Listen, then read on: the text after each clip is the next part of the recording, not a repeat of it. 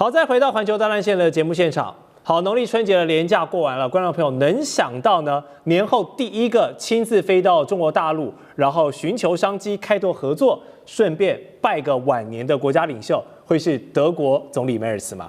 說起德國這個第一大的歐洲經濟體啊，他一直扮演歐盟的經濟火車頭。然而近年來呢，他們喊出去風險的口號，要降低對華依賴。這一招啊，可把這個德國企業給拖累慘了。2025年，德國跟中國的貿易逆差已經高達近900億歐元了，而且年增率是超過33%的。所以一句話概括呢，就是中國貨進了去德國，但是德國貨呢卻出不來。那梅爾斯作為國家領袖，他當然是心知肚明啊。所以去中國化這條路繼續走下去的話，是越走越窄，是一條死路，行不通。所以這一次呢，就帶着大概有30家的德國企業一起制作中國的隨行團一起訪問，來增進感情。我們來看看有哪些公司包含大家很熟悉的這個車界三巨頭 BBA、Benz、BMW 跟奧迪都在這一次的名單裡面。然後當然還有很多啦，像是拜耳、西門子，都是中國老百姓耳熟能詳，過往跟中國民間非常緊密的這些德國企業。好，我們看到現在德國在對華策略上做出了一個髮夾彎的一個政策轉向。那賴老師認為，馬年剛到嘛，那年也拜了，中德關係能不能馬上好轉？馬上的回轉的可能性並不高啊，因為以目前我們看到梅爾斯到中國大陸去訪問的時候啊，大陸給他的規格，事實上是屬於肖爾茲的規格，肖爾茲有2次的規格。第一次的規格是2022年吧，2022年，他到中國大陸去訪問，第一次訪問的時候，中國大陸的領導人接待他是在人民大會堂福建廳來接待他，但是後來他把中德的關係搞壞了嘛，對，那第2次2024年再去的時候，就是在釣魚台國賓館，這個地方來接待他，規格就下降了。現在梅爾斯到中國大陸來訪問的時候，規格也是下降的，也就是在釣魚台的國賓館來接待他，而不是在人民大會堂的福建廳來接待他，而是由這個李強來接待嘛。那我們同樣看到是總理級的啊，例如說卡尼，加拿大的總理卡尼，他就在人民大會堂跟習近平見面的，還有英國的首相也是總理級的嘛，也是在人民大會堂接待，對，那就代表什麼呢？就代表說這個有別啊，就是德國、英國跟這個加拿大是有別的。那為什麼？對，門檻有別，為什麼有別？一個是因為卡尼跟這個英國的首相要去中國之前的時候啊，沒有再擺出一個姿態，是啊，擺出一個教師爺的姿態，然後對中國大陸的事情指指點點。但是梅爾斯不是梅爾斯的姿態擺得很高啊，說人權的問題要談，南海的問題要談。台海的問題要談，好，這個都是我哪邊討厭你吃哪邊，那可以啊。你來的時候，你可以看到它的規格就降等了，所以在釣魚台的規格，這代表什麼？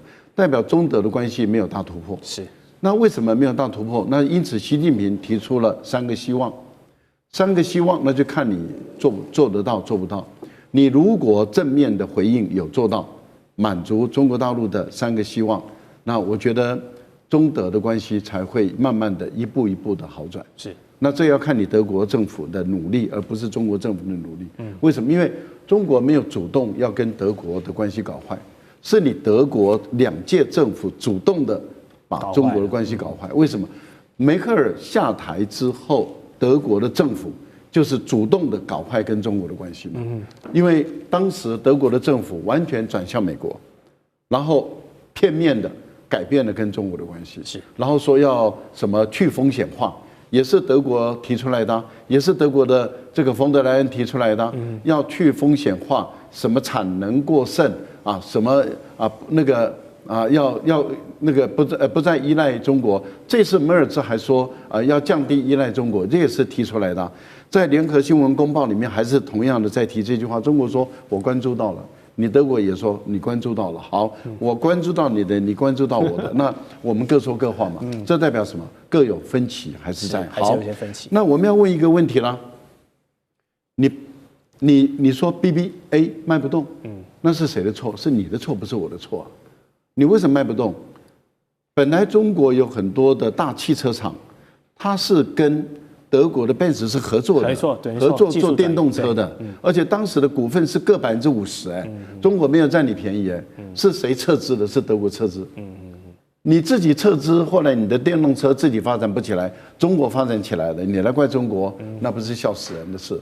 那更何況當中國大陸的電便宜又方便，而且這個充電站又到處都是的時候，電動車在中國形成一個風潮的時候，你還在燃氣燃油，那誰會買你的車嘛？所以我覺得是德國自己不行，還怪別人，這是第一個，不太像德國人啊。所以我覺得從梅克爾之後的德國人都不像德國人，這第一個。第二個，我再講一個簡單的，西門子好了，你說你做 ScanNet 就是做這個核磁共振的這種斷層掃描，你本來幾乎壟斷世界嘛。所以我們在台灣做一個核工件的檢查都要6、7萬了，可是中國大陸也做出來了，而且它便宜得不得了。所以在大陸的民眾做核磁共振很便宜，在台灣的是貴得不得了。大陸頂多1萬多塊台幣，台灣要6、7萬台，差6、7倍哦，差6、7倍。那大陸的民眾就比台灣人更有福啊，因為他們可以去檢查有沒有這個癌症的可能性。那你想，台灣引用的不是大陸的貨，而我們進的是西門子的貨，你當然貴嘛。可是你貴，你當然賣不動，人家賣得動，你還怪別人。我是覺得德國人有時候要長眼啊，自己要知道，你已經不再是老師了，你是學生了。是，了解。好的，賴老師剛我們很精闢的分析哦，透過之前卡尼跟施凱爾造訪的時候，中國大陸是以人民大會堂來接待，跟這一次施凱爾他還是保持了他那個德國骨子裡的那副傲骨哈，但是呢就要這個比較降階了。但無論如何。總之，也是在川普政權造成全球的混亂之下，大家還是要跟中国做更多的密切關係。所以現在北京祭出了拉歐制美這個外交的拆解，那瞄準的第一口呢，除了是英國之外呢，還有就是歐洲的這個經濟核心體啊，就是德國。那我們看到習近平主席他就在訪問期間，他有強調說，世界正經歷自2戰結束以來的最深刻改變，那麼中德是需要加強戰略溝通，增加戰略互信的。然後呢，這個 G7 陣營裡面哦，才2026年才剛開始，我們就陸續看到了英國、加拿大、德國領袖都開始強化了跟中國的關係。那就連川習會，美國這個對抗中國最大的一個主體，都有可能在4月來促成兩國的元首來會面。所以2026年這股訪中的趨勢，感覺是銳不可擋的，大家都要在做的事情。蔡委員怎麼解讀？在拜登時代，為什麼憑借美國一國之力看起來好像壓着中國打？為什麼？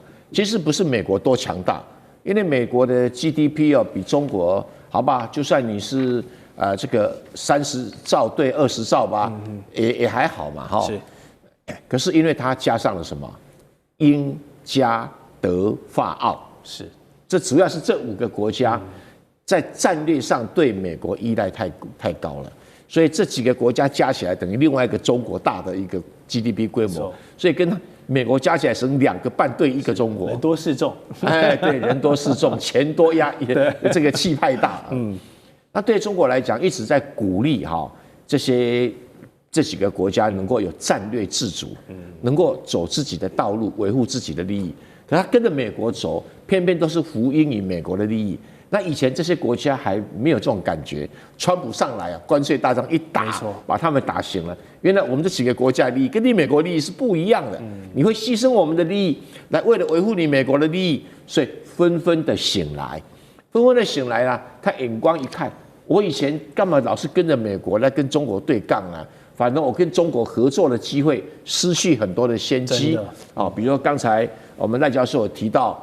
賓士跟那個什麼比亞迪合作，那個東西合作案失敗有個主要原因就是因為美國人說你們合作電動汽車要賣到美國來，必須賣最高檔的，低檔的我們不給你進口，所以他們就搞了一個叫騰勢，是最高檔的車子，就貴到沒有完全賣不動，即使掛上賓士的牌子也掛不動，那就只好收攤子了。所以比亞迪把它拿回去做比較中低價位的車子，這樣才成功的。那我們要問一個問題就更簡單啦，那為什麼跑到中國來？就是第一個，我這樣講也許不妥當，可事實上，第一個。來跟中國說對不起啊，其實很簡單嘛，就是我過去誤會你了啦。是。你看這些人還有來談什麼？有來談新疆棉花嗎？有要談強迫勞動，有談種族滅絕嗎？有在談什麼西藏、什麼香港人權嗎？通通沒有啦。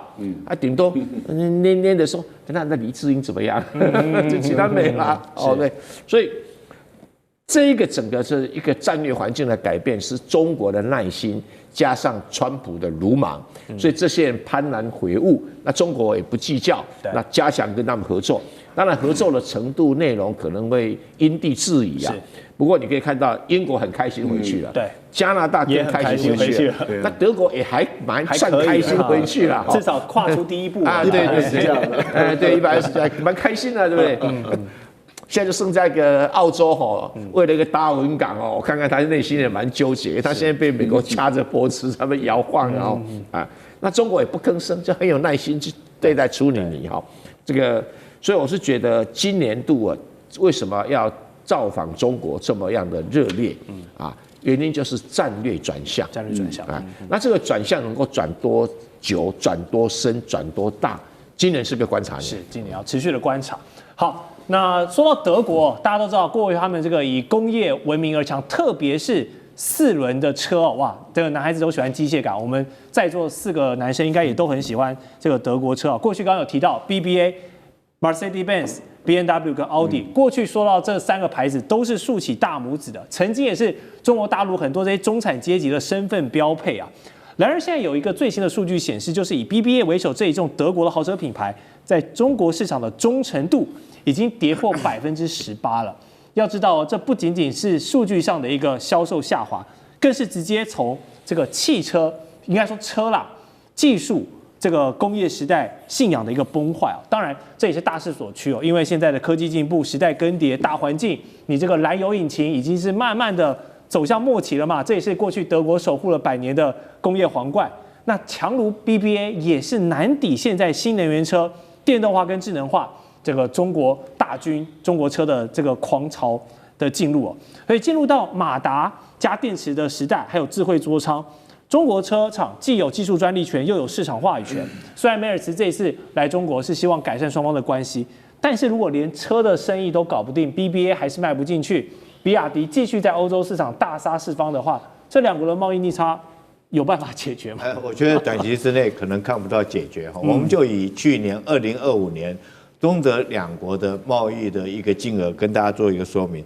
中國對德國出口的金額是1712億歐元哈，1712，這個年增4%這麼多哈。是，但是反觀德國對中國來講的話，它的出口只有818億哈，這個是不但沒有增，而且還衰退了將近9.3%哈。是，這衰退那麼多是10年最低的一個數字，而且其中逆差是到893億，所以那在這裡面這麼大的一個貿易逆差，這麼大一個衰退，其中最重要就是車子哈，車子慘跌崩了66%，你看這個數字有多大哈？那為什麼這個我們經常講2BEA 了哈？對啊，這3款車子為什麼在中國現在會賣不動？而且那個第一個就是我認為中國富有了，中國有錢了，有錢以後我。有時候有些男生開車啊，不只是男生啊，有些他開什麼樣的車子是為了彰顯他的身份，就像女生她拿那個包包哈，不見得是實用，而是凸顯她的身份。